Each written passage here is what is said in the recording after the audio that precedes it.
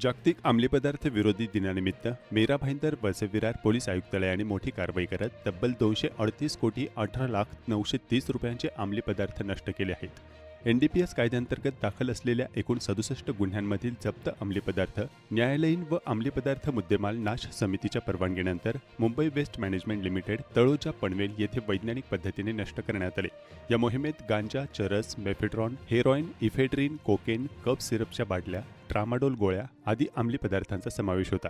यामध्ये 326 kilo 511 gram तयार अंमली पदार्थ तसेच 1541 किलो 366 ग्रॅम अंमली पदार्थ निर्मितीसाठी लागणारा कच्चा माल नष्ट करण्यात आला.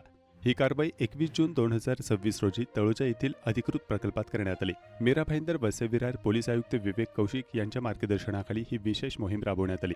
यावेळी अप्पर पोलीस आयुक्त संजय शिंदे, पोलीस उपायुक्त गुन्हे शाखा संदीप डोईफोडे, अंमली पदार्थ विरोधी कक्ष 1 चे प्रभारी पोलीस निरीक्षक समीर शेख तसेच अंमली पदार्थ विरोधी कक्ष 1 आणि 2 चे अधिकारी आणि कर्मचारी उपस्थित होते.